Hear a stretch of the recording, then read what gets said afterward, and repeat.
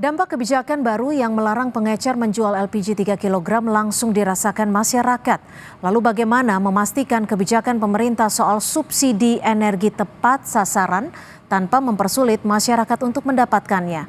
Kita akan bahas bersama anggota Komisi 6 DPR RI fraksi Demokrat, Pak Herman Hairun, dan juga pengamat kebijakan publik Pak Agus Pambagio. Selamat petang Pak Agus, Pak Herman, terima kasih sudah bergabung bersama kami di Kompas Petang. Selamat petang. Selamat petang. Ya Pak Herman, betul ya Komisi 6 akan segera memanggil Pertamina terkait dengan kebijakan ini? Ya, kebijakan itu kan dari pemerintah ya. Namun kan Pertamina sebagai executing agencies yang selama ini menyalurkan subsidi LPG 3 kg tentu memiliki data dan situasi bagaimana sesungguhnya yang harus dilakukan. Ini kan persoalannya yang tadinya gas LPG itu ada di pengecer-pengecer, di warung-warung, di toko-toko. Sekarang kan ada di satu titik pangkalan yang itu merupakan penyalur resmi. Ya. Nah ini kan dasar masalah utamanya itu adalah apakah tepat sasaran atau tepat harga, ya.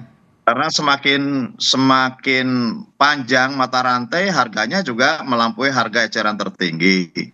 Nah, yang kedua juga semakin terbuka cara penyaluran barang bersubsidi juga semakin besar kemungkinan terjadinya pelanggaran terhadap ataupun semakin tidak tepat sasaran. Nah, ini faktor utamanya kan di situ. Nah, kalau faktor utamanya di situ, semestinya sistem pengawasan dulu, ya, sehingga masyarakat kemudian tidak kaget yang biasanya di warung-warung toko-toko ada, sekarang nggak ada. Pada sisi lain juga tidak pernah diketahui di mana sesungguhnya di pangkalan ini. Padahal berarti dari Komisi 6 DPR sendiri mengakui bahwa memang mitigasinya tidak disiapkan dengan baik sehingga bisa dilihat tadi bahwa terjadi kelangkaan sehingga warga sulit mendapatkan gas LPG ini. Ya, transisinya menurut saya tidak diketahui ya. Masyarakat tidak mendapatkan informasi yang utuh. Di mana pangkalan itu berada juga tidak semuanya tahu. Sehingga kemudian yang menganggap ini persoalan ini langka. Kalau dikatakan langka, saya setuju dengan Pak Bahlil, Menteri SDM, bahwa barang itu ada.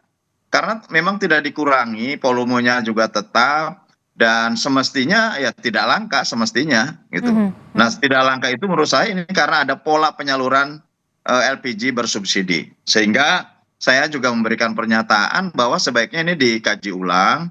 Kalaupun kemudian akan ditertibkan dari sasaran maupun ketepatan harga, maka sebaiknya ini yang menjadi pengawasan melekat dari seluruh instrumen, baik itu penyalur maupun pemberi kebijakan. Pengawasannya ya betul-betul tepat kepada sasaran yang berhak menerimanya. Yang kedua ya HET-nya harus sesuai dengan harga eceran tertinggi yang telah ditetapkan oleh pemerintah.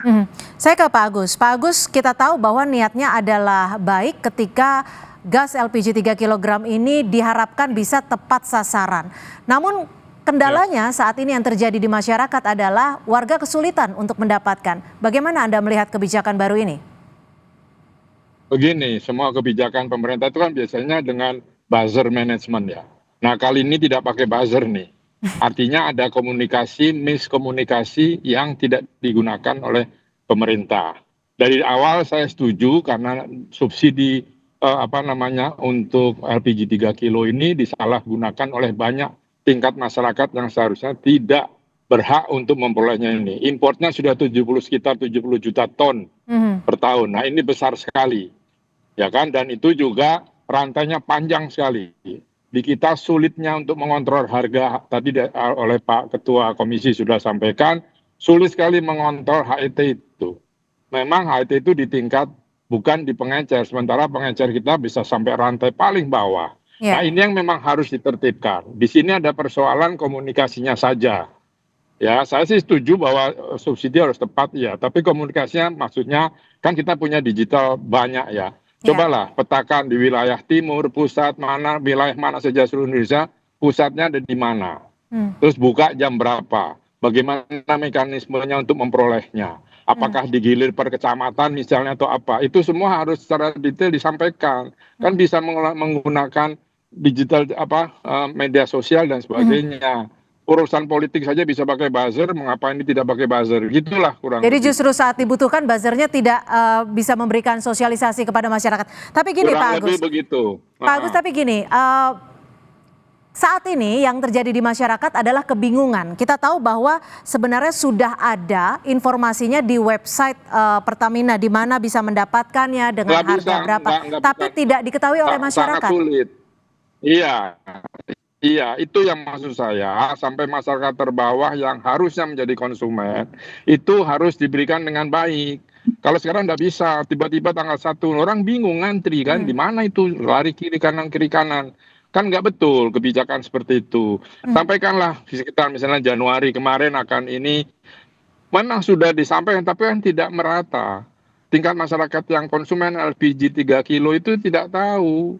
Nah, sekarang kan harus pakai KTP, ambilnya dan sebagainya. Tolong diawasi juga, jangan-jangan nanti pembantu rumah tangganya yang ngambil pakai KTP-nya. Nah, itu kan juga nanti dilanggar lagi subsidi ini. Nah, detail untuk tadi saya juga sempat bicara dengan Pak Menteri. Tolong siapkan mitigasinya dengan baik. Karena mitigasi ini menjadi penting. Tapi sebelum mitigasi, komunikasinya harus baik. Orang nggak tahu kok ini belinya di mana gitu.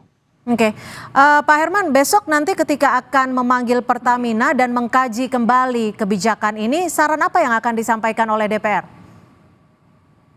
Ya, pertama tentu kita jangan serta-merta kemudian memutus mata rantai pemasarannya. Artinya bahwa kalau sampai saat ini masih menggunakan toko ataupun warung, menurut saya ya masih beri kesempatan. Sambil secara bertahap tentu melibatkan pengawasan dari seluruh agen dan pengecer. Kalau nanti dalam warung-warung yang disuplai oleh agen tertentu, oleh pangkalan tertentu, itu memang melampaui harga eceran tertinggi, lantas juga menyalurkan kepada orang yang bukan haknya, ya kasih sanksi saja gitu. Kan sebetulnya mudah gitu. Pertamina kan punya data. Pertamina punya data siapa saja agen, siapa saja pengecer, di mana saja pangkalan. Nah, dipersyaratkan silakan Anda menggunakan pemasaran bertingkat melalui warung, melalui toko, tetapi Anda juga harus tertib dan patuh terhadap aturan-aturan pemerintah. Sehingga ketika harus tepat sasaran, ya Anda harus tepat sasaran. Dengan cara apapun marketing, Anda yang bertanggung jawab harus tepat sasaran.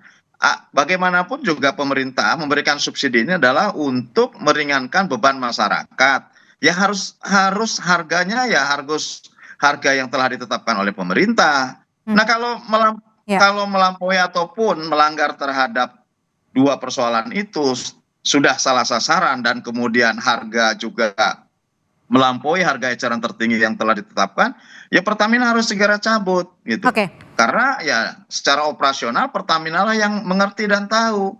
Nah, kalaupun kemudian memang pemerintah mengambil kebijakan untuk sampai kepada pangkalan sebagai pensuplai untuk LPG 3 kg atau gas melon, ya dilakukan secara bertahap lah ya, mana saja yang harus dihapus, yang terlalu dekat dulu dengan pangkalan ya diberhentikan dulu, yang agak jauh yang selama ini membantu masyarakat mendistribusikan, menyediakan gas lebih dekat kepada masyarakat, ditertibkan dari sisi ketepatan sasaran dan harganya. Saya kira itu yang lebih penting gitu ya. Pak Agus, idealnya mata rantai penyaluran gas LPG 3 kg ini agar tepat sasaran tapi juga tidak merepotkan dan menyulitkan masyarakat yang berhak mendapat, idealnya harus seperti apa mata rantai penyalurannya? Begini, di Republik ini kan yang paling utama dilanggar adalah tata ruang. Dan ini lalu berdampak kemana-mana, termasuk ke sistem retail. Nah, kalau HET BBM kan adanya di pom bensin, SPBU. Ya kan, ini juga sama. Dulu itu kalau beli LPG di SPBU. Nah, kemudian itu diteruskan pengecer. Ini yang mesti dibahas sekarang. Harga HET-nya itu harga HET di pangkalannya itu di mana? Tadi saya sudah jelaskan yang di pertanyaan pertama. Artinya sekarang ini pastikan sampai di titik mana pembeliannya itu, kecamatan kah, kelurahan kah, atau di mana, atau di SPBU, supaya jelas itu tempatnya. Tapi jangan sampai ke dekat rumah lah. Selain itu kan berbahaya ya secara keamanan dan sebagainya, tentu juga perlu diperhatikan. Nah, selama ini pengecaran LPG itu sampai ke sangat titik tetangga sebelah rumah pun bisa. Itu sebetulnya yang harus ditata. Nah, tapi pastikan harga HET itu sama di seluruh Indonesia. Kalau itu nanti urusan Pertamina, bagaimana harga diskonnya untuk mereka, gitulah kurang lebih. Ini bukan hal yang sulit, tapi menjadi sulit karena banyak penikmat, banyak rentenir yang ikutan di situ. Itu yang jadi persoalan. Ya, tapi singkat saja untuk melihat ataupun memperbaiki kondisi yang saat ini yang bisa dikatakan sudah sangat menyulitkan masyarakat, apa yang harus dilakukan saat ini? Apakah ditunda terlebih dahulu atau seperti apa? Ditunda oke, tapi mitigasinya jelas. Tadi yang kita sampaikan, tadi Pak Herman juga sampaikan. Ditunda boleh, jangan terlalu lama, karena ini biaya untuk subsidinya besar sekali. Pastikan dalam sebulan masyarakat paham. Tinggal pakai media sosial banyak. Dari titik-titik itu tentukan di mana mau diambil. Di pengumpulannya di mana, tulis saja. Mungkin di setiap RW ada satu atau bagaimana, tapi harus diatur dengan sampai ke paling bawah, itu repot nanti. Dan harganya akan menjadi mahal. Baik, terima kasih Pak Agus Pambagio, pengamat kebijakan publik, dan juga Pak Herman Khairun, terima kasih dari Komisi 6 DPR RI. Terima kasih, selamat sore.